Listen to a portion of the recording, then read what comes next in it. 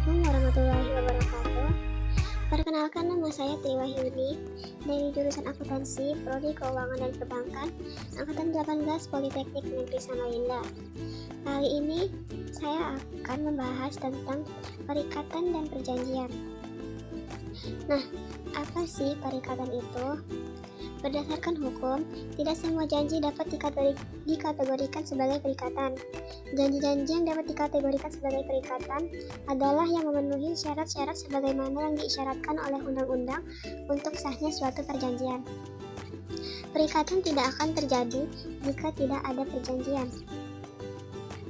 Di sini ada contoh perjanjian yang melahirkan perikatan.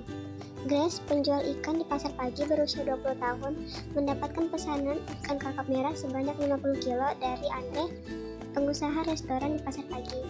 Atas pesanannya tersebut, Andre telah menyerahkan uang muka kepada Grace dan sisanya akan dilunasi setelah ikan pesanan tersebut diterima di restorannya. Kenapa di contoh ini melahirkan perikatan? Karena objeknya sudah jelas, yaitu ikan, dan mereka sudah melakukan perikatan berupa adanya uang muka. Terus ada contoh perjanjian yang bukan perikatan. Contohnya Bella, gadis berusia 17 tahun dengan senang hati menerima tawaran dari Jason, pacarnya, untuk berakhir pekan di PIM. Di sini dikatakan tidak terjadi perikatan karena objeknya tidak jelas. Terus selanjutnya ada syarat-syarat sah perjanjian. Yang pertama, kecakapan untuk melakukan suatu tindakan hukum, yaitu cakap untuk melakukan tindakan hukum, yaitu orang yang dewasa dan sehat akalnya. Yang kedua, kedewasaan menurut KUH Perdata adalah 21 tahun. Kemudian telah dikesampingkan oleh Ketentuan UU Nomor 1 Tahun 1974 bahwa seseorang yang dianggap telah dewasa apabila telah berumur 18 tahun.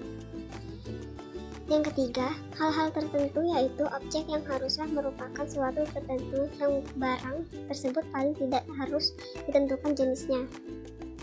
Hal tertentu yang dimaksud adalah objeknya harus jelas, paling tidak harus disebutkan jenisnya itu apa. Dan yang keempat, sebab atau kausa yang halal, yaitu objek perjanjian yang harus merupakan suatu hal yang tidak bertentangan dengan undang-undang dan kesusilaan. Sebab atau kausa yang halal ini yang tidak bertentangan dengan undang-undang dan kesusilaan. Selanjutnya, lanjutan pengertian perikatan. Setelah perjanjian atau janji-janji tersebut memenuhi syarat-syarat yang dimaksud, maka dapat masuk dalam kategori apa yang disebut sebagai perikatan. Hal ini karena secara hukum hanya perjanjian dengan kategori seperti itu yang akan melahirkan suatu prestasi. Dan prestasi adalah segala sesuatu yang diatur dalam perjanjian. Dengan adanya prestasi, memberikan hak bagi satu pihak dan kewajiban bagi pihak lain atas apa yang diperjanjikan dalam suatu perjanjian atau perikatan.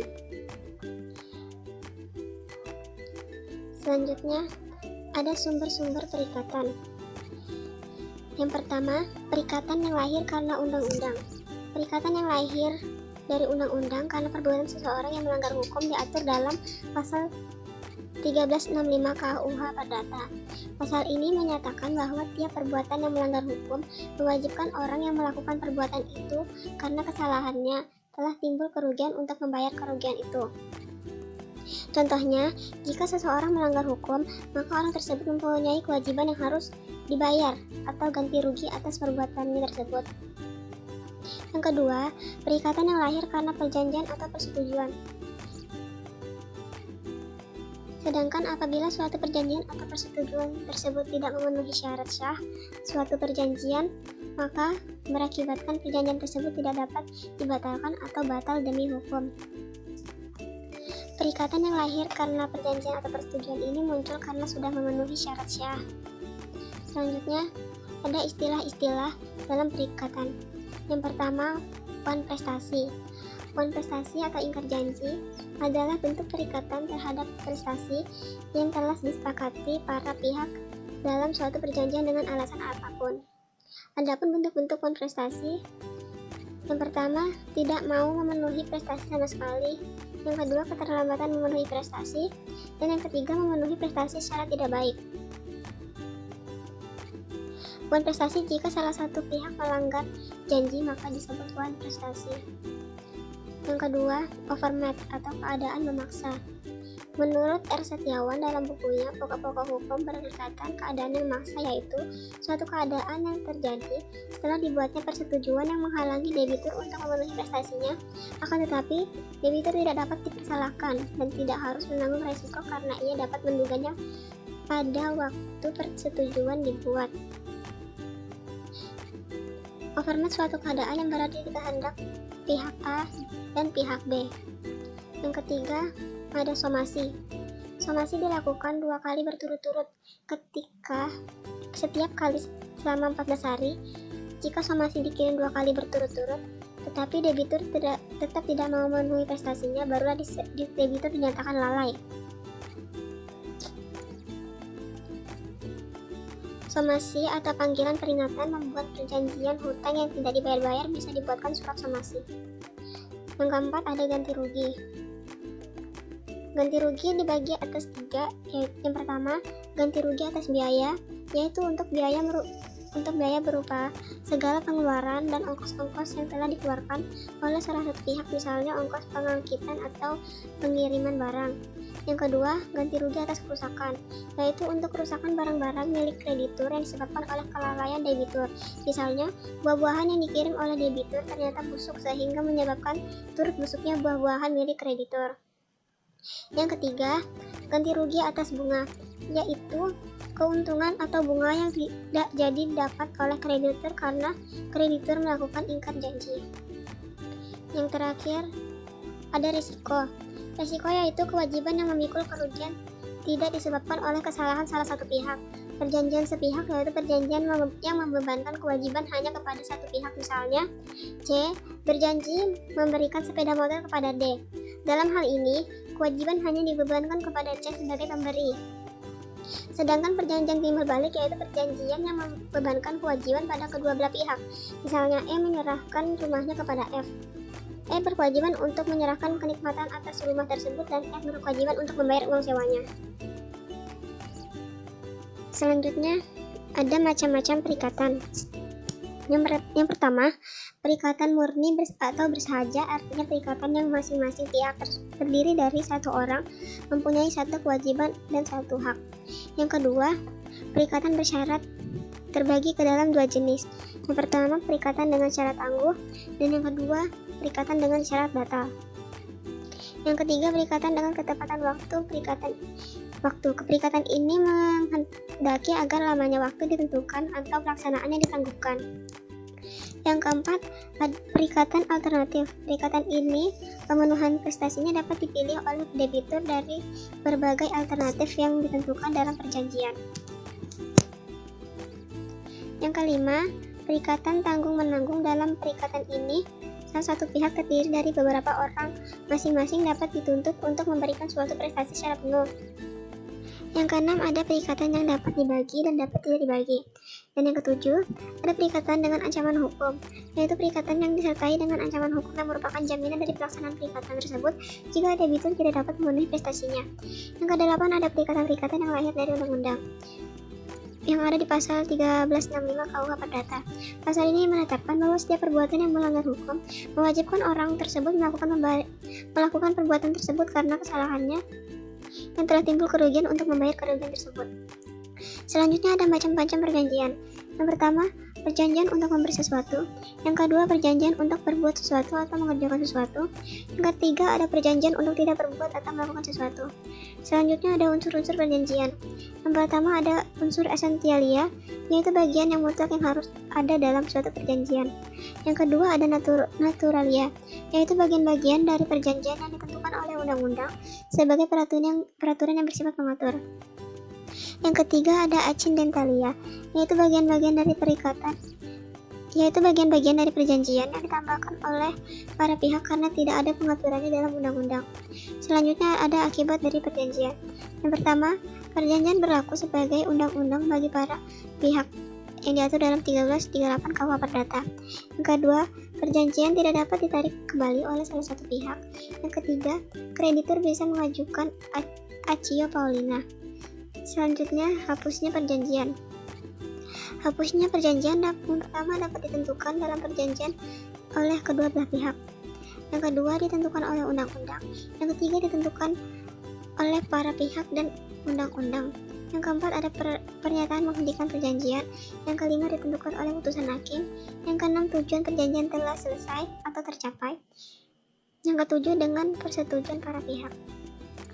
Selanjutnya ada pemberian kuasa.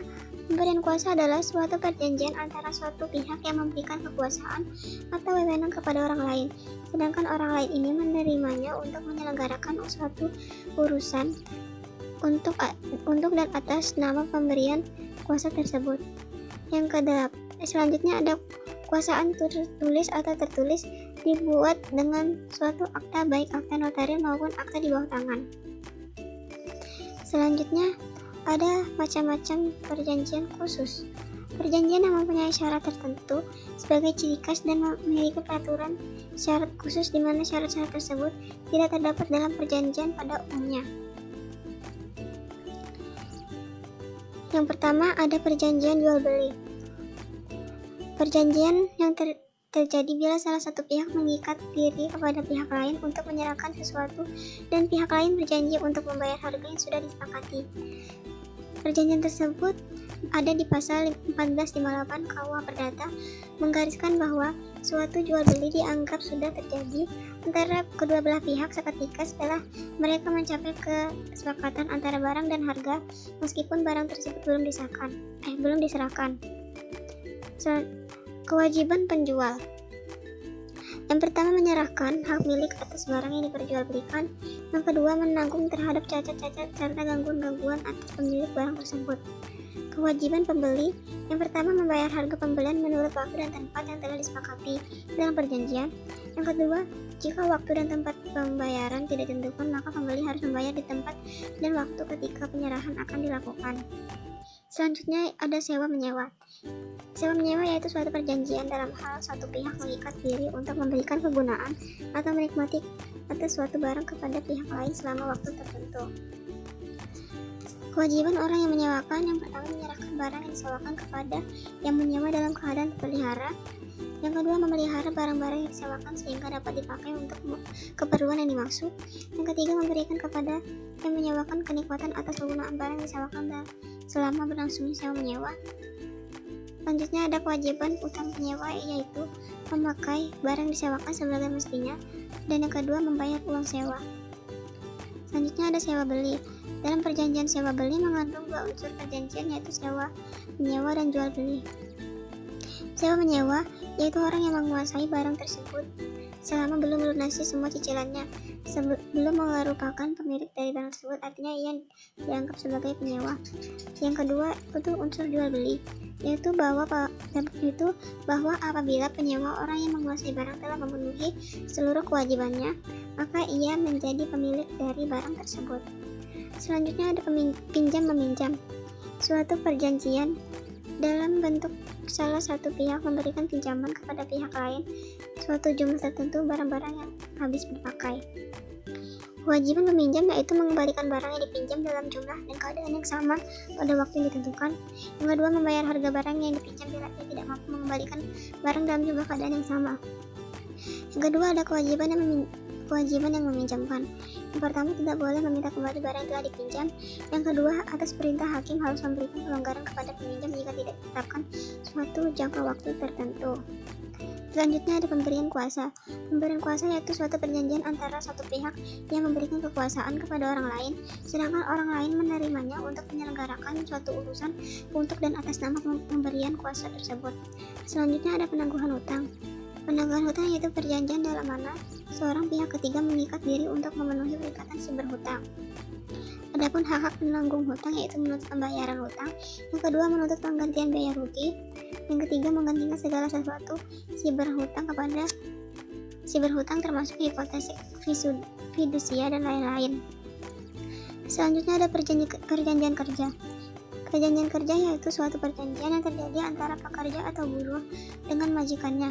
Buruh menyatakan kesanggupan untuk bekerja pada majikan dan majikan menyatakan kesanggupan untuk mempekerjakan buruh dengan membayar upah atau gaji. Segitu saja penjelasan dari saya. Kurang lebihnya mohon maaf. Wassalamualaikum warahmatullahi wabarakatuh.